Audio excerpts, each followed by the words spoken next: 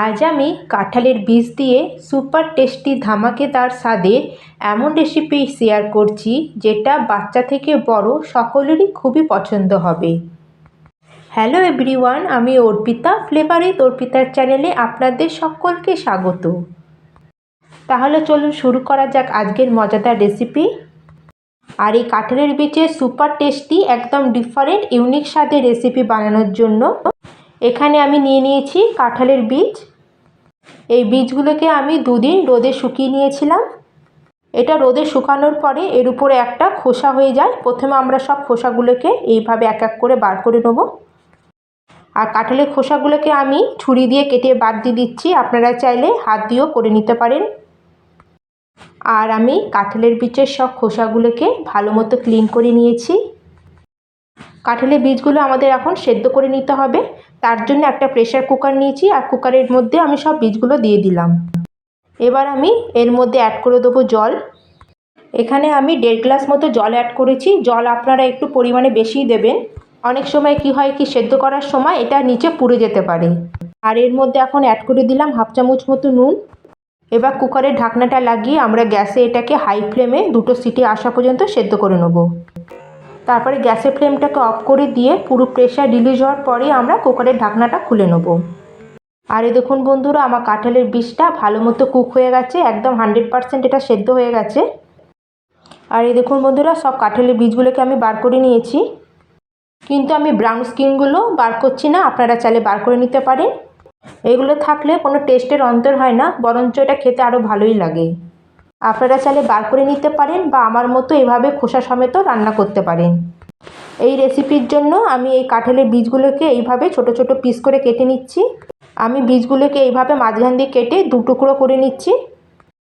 এভাবে আমি কাঁঠালের বীজগুলোকে পাতলা পাতলা করে কেটে 2 টুকরো করে রেডি করে নিয়েছি।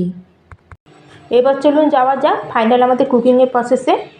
তার জন্য গ্যাসে একটা আমি কড়াই বসিয়ে নিয়েছি আর তার মধ্যে দিয়ে দিয়েছি বড় চামচের 2 চামচ মতো সর্ষের তেল।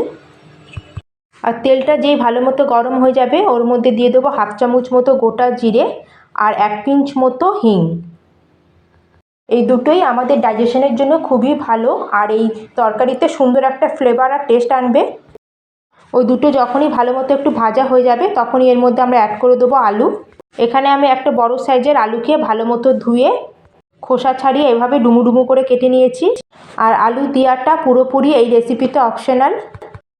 আর আপনারা যদি পছন্দ না করেন তাহলে আলুটাকে আপনারা স্কিপ করতে পারেন, কিন্তু আলু দিয়ে যদি আপনারা এই রেসিপিটা বানান তাহলে বাচ্চারাও আঙুল চেটে চেটে খাবে। গ্যাসের ফ্লেমটা এই সময় আমরা মিডিয়াম টু হাইতে রাখবো। আর মিডিয়াম টু হাই ফ্লেমে আমরা আলুগুলোকে ডিপ ফ্রাই করে নেব। যতক্ষণ আলুটা আমাদের ফ্রাই হচ্ছে ততক্ষণ এই রেসিপির জন্য আমরা একটা মশলা তৈরি করে নেব। এবার একটা গ্রাইন্ডিং জার নেবো আর ওতে দিয়ে দেবো আমি 1 চামচ গোটা ধনে, 1/2 চামচ গোটা জিরে, 1/2 চামচ মতো পোস্ত আর 8-10টা গোলমরিচ আর 1 টুকরো দারচিনি আর 2টো লবঙ্গ এটাও দিয়ে দেবো এর মধ্যে, 2টো এলাচ, 2টো কাঁচা লঙ্কা, একটা মিডিয়াম সাইজের পেঁয়াজকে রাফলি চপ করে নিয়ে নিয়েছি আর একটা মিডিয়াম সাইজের টমেটোকেও আমি রাফলি চপ করে নিয়ে নিয়েছি। আর দিয়ে দিলাম 8-10 কোয়া রসুন আর 1 ইঞ্চি আদার টুকরো। আর এর মধ্যে এবার সামান্য একটু 2-3 চামচ মতো জল দিয়ে এটার একটা ফাইন পেস্ট আমরা তৈরি করে নেব। আর এই দেখুন আমি একটা স্মুথ পেস্ট তৈরি হয়ে গেছে। এখন এই মশলাটাকে আমরা সাইডে রেখে দেবো আর ওদিকে আলুগুলোকে আমরা চেক করে নেব। আর এদিকে আমার আলুগুলো ভালো মতো ফ্রাই হয়ে গেছে। আর যখনই এরকম হালকা আমাদের আলুগুলো ভাজা হয়ে যাবে সেই সময় এখানে কাঁঠালের বিচিগুলো যেগুলো সেদ্ধ করে রেখেছিলাম এগুলো অ্যাড করে দেবো এর মধ্যে। এখন গ্যাসের ফ্লেমটা আমরা মিডিয়ামে রাখবো আর মিডিয়াম ফ্লেমে কাঁঠালের বীজগুলোকে আমরা 2 মিনিট মতো ফ্রাই করে নেব। আর আমার 2 মিনিট মতো হয়ে গেছে, আমি কাঁঠালের বীজটাকে ফ্রাই করে নিয়েছি। এটা আমার ভালো ফ্রাই হয়ে গেছে।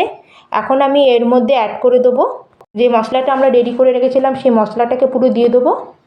আর তার সাথে জারটাকে ধুয়ে আমরা একটু সামান্য জল এর মধ্যে দিয়ে দেবো। এবার আমরা এর মধ্যে দিয়ে দেবো স্বাদ অনুযায়ী নুন আর 1/2 চামচ মতো দিয়ে দেবো এখানে হলুদের গুঁড়ো আর 1 চামচ দিয়ে দেবো কাশ্মীরি লঙ্কা পাউডার। কাশ্মীরি লঙ্কা পাউডারে কোনো ঝাল হয় না, খালি কালারের জন্য আমি এখানে অ্যাড করলাম। এবার সব মশলাগুলোকে আমরা ভালো করে মিক্স করে নেব। আর এই সময় আমরা গ্যাসের ফ্লেমটাকে লো মিডিয়ামে রাখবো। আর লো মিডিয়াম ফ্লেমে এটাকে আমরা 7-8 মিনিট মতো ঢেকে কুক করে নেব। এইভাবে যদি আমরা ধীরে ধীরে মশলাটাকে ঢেকে কিছুক্ষণ ধরে কুক করি, যতক্ষণ আমাদের মশলাটা এভাবে ধীরে ধীরে কুক হতে থাকবে, তাহলে পুরো মশলার ফ্লেভারটা আমাদের আলু আর কাঁঠালের মধ্যে চলে আসবে। আর এইভাবে আমি 7 থেকে 8 মিনিট ভালোভাবে এটাকে কষিয়ে নিয়েছি। আর বন্ধুরা, আপনারা দেখতেই পাচ্ছেন এটা আমাদের ভালো মতো কুক হয়ে গেছে। আর এই সময় এর মধ্যে দিয়ে খুব সুন্দর একটা গন্ধ বেরোচ্ছে। আর এর টেক্সচারটা আপনারা দেখতেই পাচ্ছেন পুরোপুরি চেঞ্জ হয়ে গেছে। এখন এর মধ্যে আমরা অ্যাড করে দেবো একদম ফুটন্ত গরম জল 1 গ্লাস মতো। এটাকেও এখন আমরা ভালো করে মিক্স করে নেব।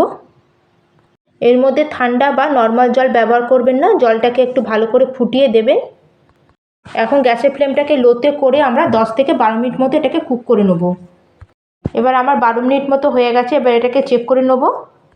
আর এই দেখুন বন্ধুরা, মাউথ মেল্টেড আলু আর কাঁঠালের বীজের সুপার টেস্টি সুপার ফ্লেভারের রেসিপি একদম তৈরি, একদম নতুনভাবে আর নতুন টেস্টে।